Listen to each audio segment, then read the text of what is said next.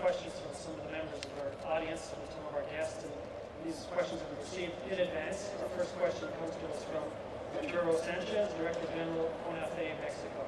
The microphone should be coming to you.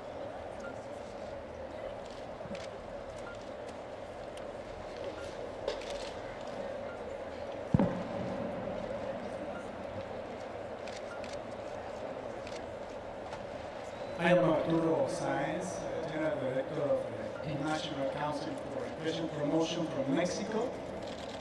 I have two questions for Mr. Selig. Why do you think is early childhood development a good investment, especially in times of economic crisis?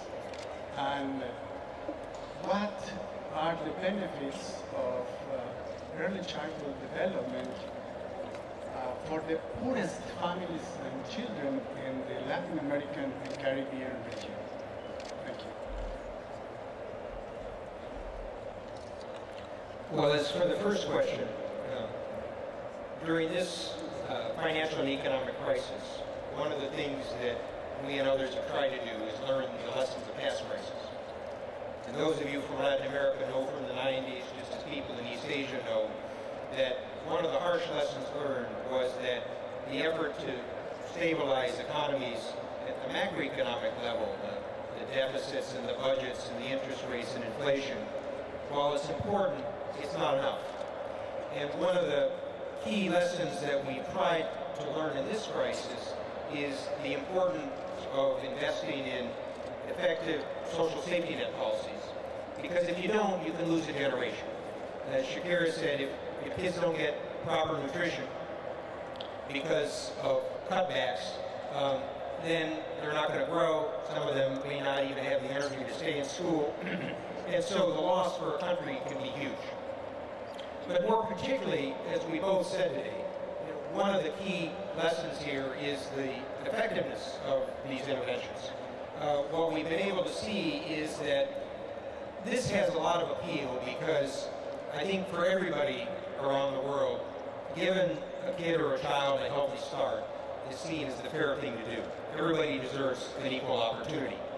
But at the same time, one of the benefits of this is that if you don't put money in at the front end, you're going to pay the cost later in life. And it's often harder to be able to get the reversal. Shakir and I were talking a little bit before. One of the benefits, and particularly about the early childhood nutrition aspects, is that you can use this as a platform for larger efforts. It involves good health. It involves learning in schools. If kids have a chance to learn in school, they'll complete more of their education. They'll be more productive and they'll be more motivated workers. And if you do the reverse, if kids drop out of school, kids get into trouble. Some of it turns to crime, to violence, to streets. So how do you try to avoid that aspect of not doing the early development? So the goal here is to try to create a virtuous cycle. On the one hand, trying to create individual opportunity, which I think everybody in this audience and elsewhere believes everybody deserves a fair chance. But by doing so, you also create a much more dynamic society. And what was your second question? I'm sorry.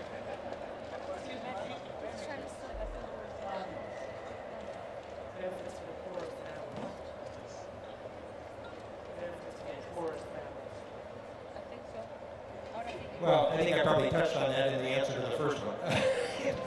So the prime benefit is every government is strapped for money. And particularly in a crisis like this, everybody is trying to figure out where they can get resources. So where do you want to put resources? And one of the things you see in the United States or in middle-income countries or poorer countries is you have various constituencies, various industry groups and others that will make their case for resources. And the elderly, through politics, have been able to vote, be active. They will often make a good case. But who speaks for the young children? And yet, one of the things we've seen in terms of both fairness, cost effectiveness, and building support, that can be the group that has the greatest benefits. So, as both of us were discussing, even in a crisis like Haiti, one of the things that's important to do is think about investing in the children of Haiti because they will be the future of Haiti.